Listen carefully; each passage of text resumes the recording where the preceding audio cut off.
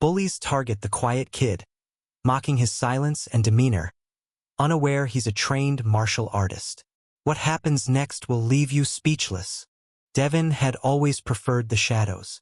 As a child, he found comfort in quiet spaces, away from the bustling noise of the world, where he could think without interruption. It wasn't that he was afraid. No, his silence was a choice. The more the world screamed for attention, the more Devin retreated into his own world.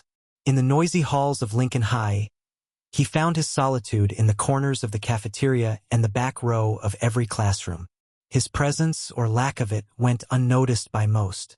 But to the few who cared to pay attention, there was a quiet intensity about him, a calm that was unsettling. When Devin transferred to Lincoln High mid-year, he thought it would be like any other school. A fresh start. But like clockwork, the loudest boys in school, Marcus, Jamal, and Trent, made it their mission to target him. At first, it was harmless enough. Push here, a snatched notebook there. But it didn't stop there. They made sure to find him between classes, always with a sneer or a cruel joke. And when they slammed his locker door on his hand one morning, it was the tipping point. Devin didn't cry out. He didn't shout in pain or curse them under his breath. He simply stood there, silently, his hand throbbing with pain. The hallway echoed with the laughter of his tormentors. They thought he was weak, maybe even pathetic, for not fighting back. But they had no idea who Devin really was. No one did. The truth was, Devin wasn't just a quiet kid. He was a storm waiting to break. And the storm had been brewing for years. Underneath the hooded sweatshirt and the downcast eyes was a mind as sharp as a blade and a body honed by years of discipline. Devin's grandfather, once a world-renowned martial artist, had trained him in secret for 10 years. It wasn't just about physical strength, it was about control. Devin had learned how to master his emotions, how to resist the urge to lash out. His grandfather had taught him that the real power came from restraint, from waiting for the right moment. And Devin had learned that lesson well. That afternoon in gym class, the bullying took a darker turn. Marcus, who had always prided himself on being the class clown, decided to trip Devin as he walked toward the bleachers. The gymnasium erupted in laughter as Devin hit the floor with a hard thud. But Devin didn't react. He didn't scramble to get up or even glance at the faces around him. Instead, he rose slowly, his eyes locking onto Marcus for a brief moment before he turned and walked away. The laughter continued, but it didn't matter to Devin. His mind was elsewhere, on something much deeper than the petty torment he faced each day. At home, he retreated to his room. Beneath his bed was a box, one he hadn't opened in months. He pulled it out and dusted it off. Inside were faded tournament photos, medals, and a letter from his grandfather. He opened the letter carefully, the paper crinkling in his hands. The words written in his grandfather's neat handwriting were simple, yet powerful. The world won't always deserve your kindness. But when it crosses the line, show them who you are. Devin read those words over and over again, each time feeling a surge of determination rise within him. He had been silent for too long. His grandfather had taught him to choose his battles. But Devin knew that the time was coming when silence wouldn't be enough. He wasn't planning revenge, he wasn't like them. He wasn't going to sink to their level.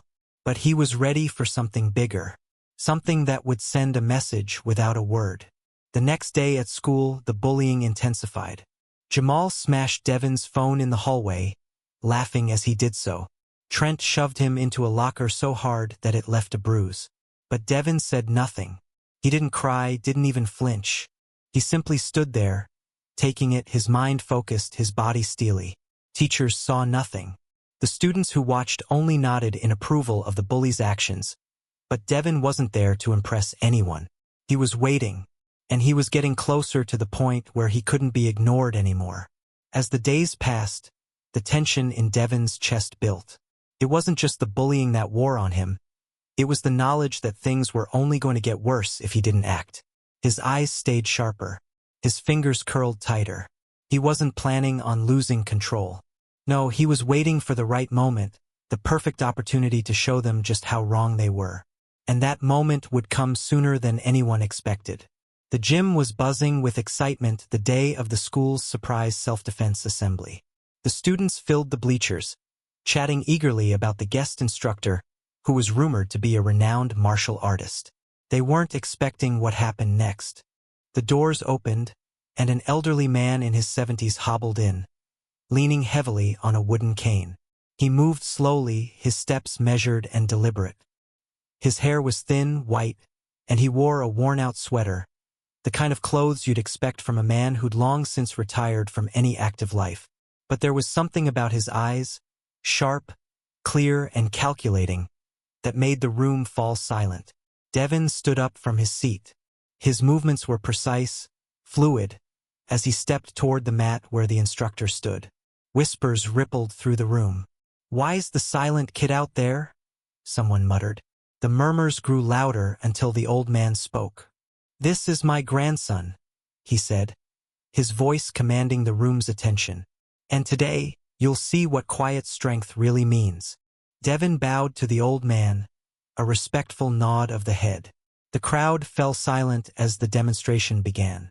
What followed was nothing short of astonishing. Devin moved like water, sliding effortlessly from one stance to the next, dodging and striking with a speed and precision that left the entire gymnasium breathless. His form was flawless.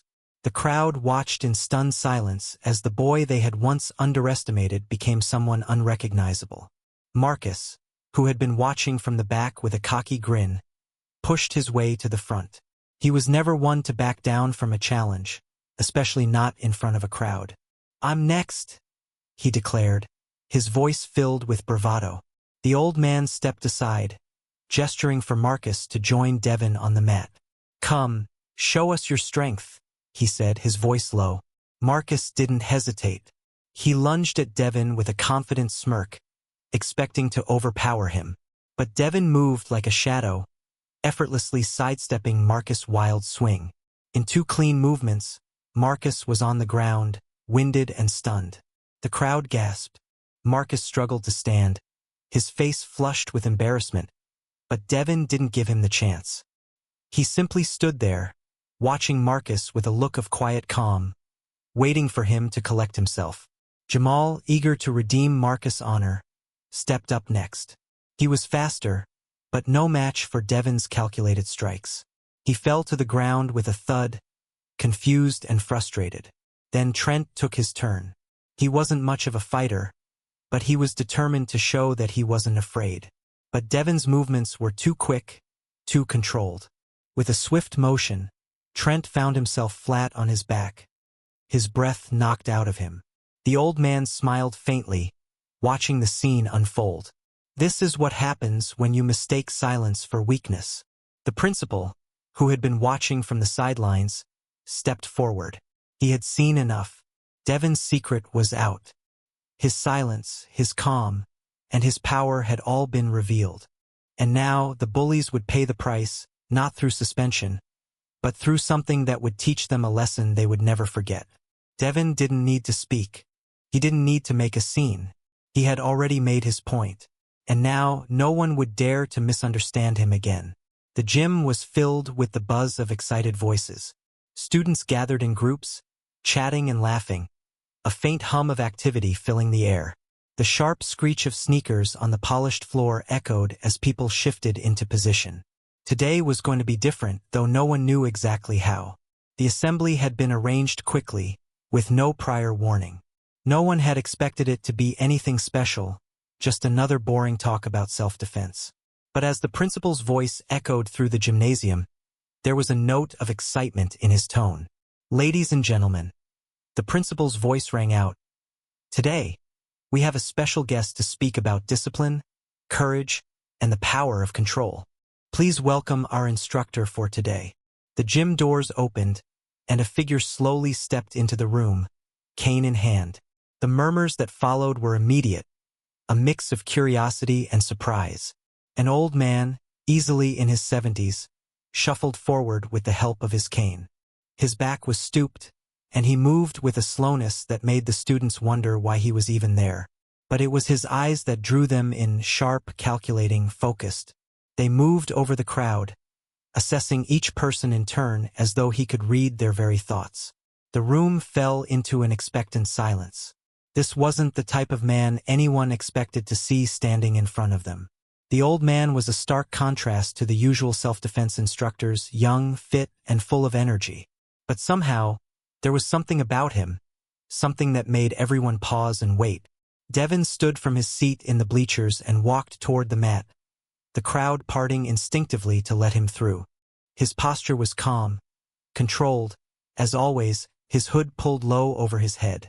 No one knew why he was up there. He wasn't the athletic type, certainly not the kid anyone expected to be involved in something like this. "Why's the silent kid out there?" someone whispered. But no one dared speak too loudly, their curiosity getting the better of them. It wasn't just that Devin was quiet, it was his entire demeanor, the way he carried himself like someone who had mastered silence itself. The old man stood tall now, leaning on his cane as he addressed the students, his voice clear despite his age. "This is my grandson, Devin," he said. "And today you'll see what true strength really means. Not the kind of strength you think of when you see a big body or someone who looks tough. No, today you'll see strength in control, strength in restraint. Strength that comes from knowing yourself and knowing when to act." Devin gave a small, respectful bow as he stood beside his grandfather, his body language unreadable. There was no emotion on his face, just quiet focus. His mind was clear, his every movement deliberate. When he stepped onto the mat, it felt like the air in the gym had shifted. The audience held its breath as the demonstration began. The old man spoke with authority, commanding the room, his voice calm and steady. "Watch carefully, everyone. In a fight, it's not about being bigger or stronger. It's about precision, timing, and knowing how to read your opponent." Devin's first move was so swift that it took everyone by surprise. In a blur of motion, he ducked, slid under his grandfather's outstretched arm, and executed a perfect spin, his foot connecting with the mat with such force that the gymnasium seemed to vibrate with it. The audience gasped as Devin's next series of moves unfolded. Flips, turns, and strikes all performed with the kind of elegance that seemed to belong on a stage, not a gymnasium floor. Marcus, Jamal, and Trent, standing off to the side with their arms crossed, looked at each other in disbelief. This wasn't the Devin they knew. The quiet, solitary boy had transformed before their very eyes into a force of nature. He wasn't the weakling they had bullied for weeks. He was someone else now, someone they didn't understand. And it unnerved them. The old man watched the students' reactions, and then, with a gleam of mischief in his eyes, he spoke again. "Now, let's make this more interesting. Who here wants to volunteer and test their own skills?" A pause. Then Marcus, never one to back down from a challenge, stepped forward. He was confident, maybe too confident, his smirk broad across his face as he strutted to the mat. The crowd was already buzzing, and whispers of "he's gonna get owned" spread through the gym. Marcus cracked his knuckles, his body coiled, ready for what he believed would be an easy win. Devin didn't react. He simply took a step back, his body poised in the ready stance his grandfather had taught him. The room was silent. All eyes were on the two boys. Marcus lunged, fast and with power, aiming for Devin's chest. But in the blink of an eye, Devin sidestepped, his movements fluid, almost like water. With one swift motion, he grabbed Marcus by the wrist, spun him around, and with a fluid kick, sent him tumbling to the ground. Marcus lay there, winded, trying to catch his breath, but his pride was bruised more than anything else. He looked up at Devin, eyes wide with shock. The crowd was quiet, too quiet. Devin's victory wasn't just physical. It was a crushing defeat for Marcus's ego, one he hadn't expected. Jamal stepped forward next, his fists clenched. He wasn't going to let Devin embarrass him the way he had Marcus. He lunged, faster this time, aiming for a punch that would knock Devin off balance. But again, Devin was already a step ahead. He ducked under the punch, swept Jamal's feet out from under him, and in one swift motion, pinned him to the floor. Jamal tried to struggle, but Devin's grip was firm, unyielding. Trent was last. He had been watching, hesitant, but the humiliation of seeing his friends go down was too much to bear. He charged at Devin with everything he had, fists flying. But Devin was calm. He moved again with precision, blocking Trent's punch and, in the same motion, using his opponent's momentum to throw him to the ground. Trent lay there, winded, looking up in confusion. The room was silent. No one could quite believe what they had just witnessed. Marcus, Jamal, and Trent, the three bullies who had terrorized Devin for weeks, lay on the mat, unable to understand what had just happened. They had never felt powerless before. They had never been the ones who were dominated, and it left them shaken. The old man, standing at the edge of the mat, smiled faintly, his eyes scanning the gym as though he could see through everyone's thoughts. "This," he said quietly, "is what happens when you mistake silence for weakness." Devin didn't speak. He didn't need to. His actions had already spoken for him. The principal, standing at the side of the gym, stepped forward. His face was stern, but his eyes were filled with a new understanding. "That will be enough for today," he said, his voice ringing with authority. The room, still in stunned silence, shifted its focus to him. "As for the three of you," he said, turning his gaze to Marcus, Jamal, and Trent, "you'll be taking martial arts lessons from Devin for the next few weeks. Not as punishment, but as a learning experience." Devin's eyes flickered toward the bullies, but he said nothing. The principal's voice rang out, final and firm. "Maybe you'll learn something about strength and discipline, real discipline." As the gym began to clear, Devin returned to his quiet place in the bleachers, his eyes once again hidden beneath the hood of his sweatshirt. The whispers were louder now, filled with awe and respect, but Devin remained as silent as ever. The bullies would never underestimate him again. Disclaimer: the story you just watched is fictional, created to highlight issues of bullying and the importance of treating everyone with respect. Its purpose is to raise awareness, promote empathy, and encourage meaningful discussions about kindness, self-defense, and standing up against injustice.